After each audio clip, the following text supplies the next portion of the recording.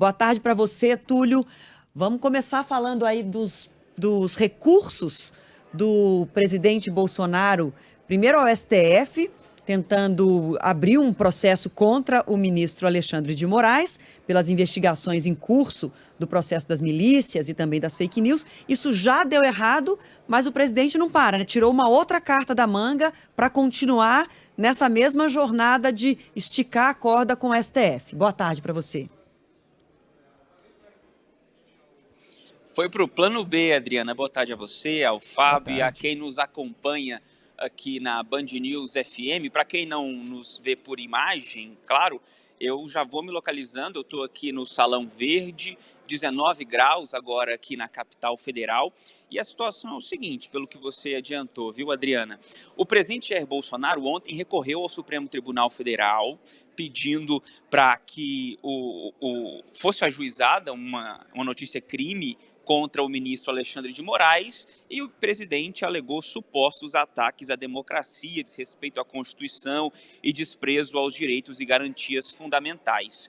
O relator foi o ministro Dias Toffoli, que em menos de 24 horas já deu a resposta, dizendo que não iria acatar porque essas alegações do presidente Jair Bolsonaro não tinham nenhum elemento de prova. Então, por conta disso, ele negou. Um bastidor interessante dessa questão.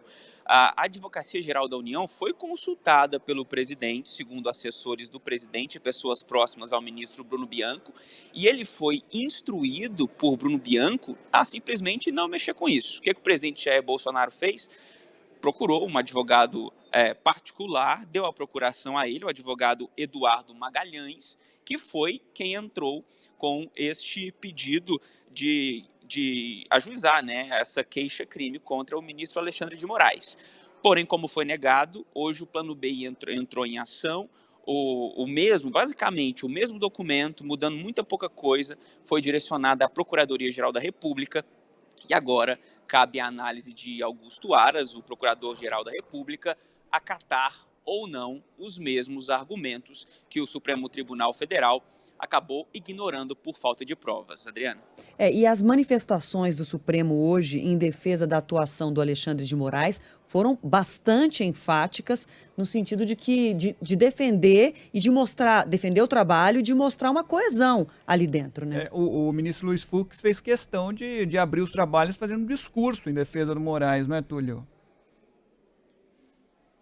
Exatamente. Realmente há essa coesão, há esse fechamento entre os ministros do Supremo Tribunal Federal, aqui em Brasília, na tentativa de formar um bloco, uma unidade em defesa do trabalho do Supremo. Luiz Fux ele fez questão de afirmar que quem acusa o STF de judicializar a política tem que entender como é essa dinâmica, que o STF age de acordo com o que ele é provocado. Se ele se manifesta é porque alguém provocou essa instituição. Então, Luiz Fux ele falou durante um lançamento de parceria firmada entre o STF para combater notícias falsas, né, durante esse período eleitoral, e ele foi em defesa do ministro Alexandre de Moraes. Ele disse o seguinte: muitos talvez não saibam, mas esse trabalho de inquérito, está falando do inquérito das fake news, revelou atos preparatórios de terrorismo contra o Supremo. Então, Luiz Fux, mais uma vez, assim como outros ministros já fizeram em outras ocasiões, reafirmando o apoio a Alexandre de Moraes e a todo o trabalho do Supremo, principalmente no que diz respeito ao inquérito de combate às fake news e às declarações antidemocráticas, como surgem, como pedido de intervenção militar, que é algo inconstitucional, e também como o pedido do fechamento do Supremo Tribunal Federal. Túlio, para a gente encerrar, queria que você falasse a respeito de uma outra pauta no STF hoje, né, o julgamento das ações que podem flexibilizar a lei seca, né, a tolerância zero. Como é que está isso hoje por aí?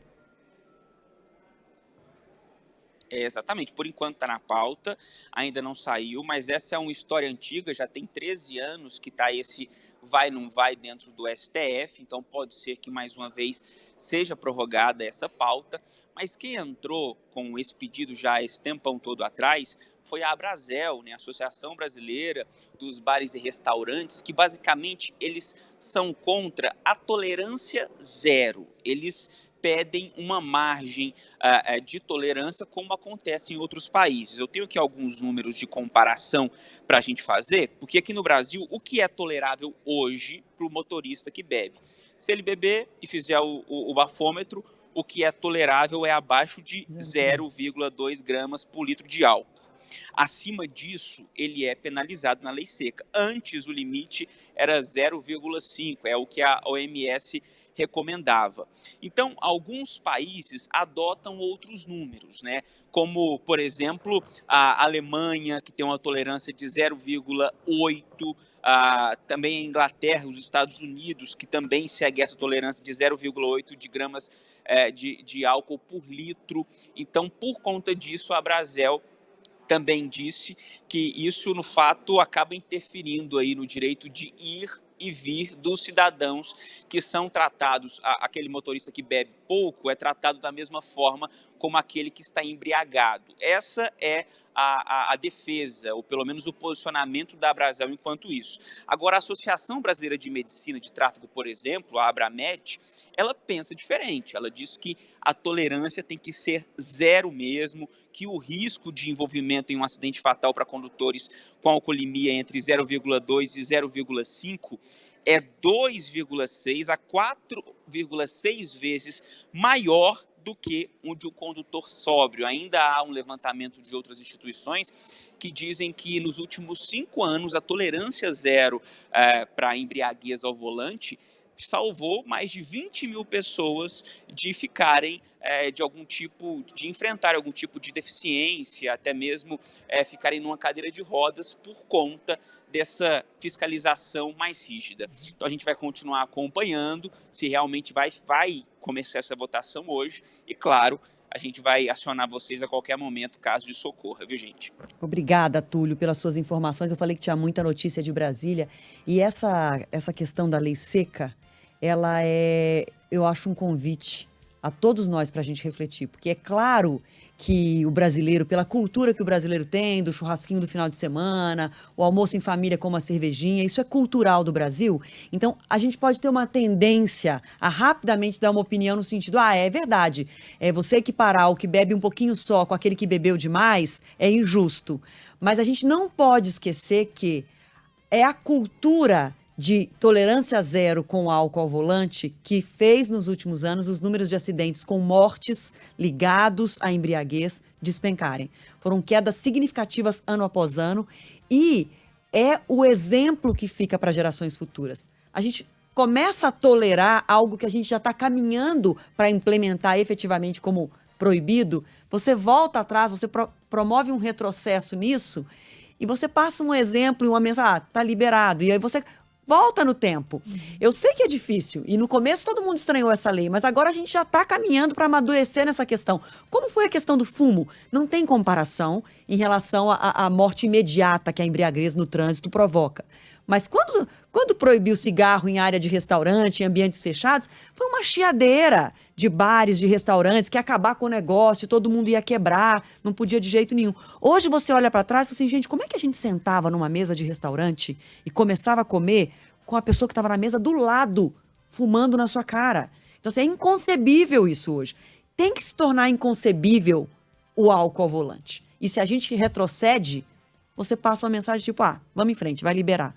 Eu acho que todo mundo deve refletir sobre isso antes de dar uma opinião assim, tipo, tá certo, não pode equiparar o bêbado com aquele que tomou uma cervejinha.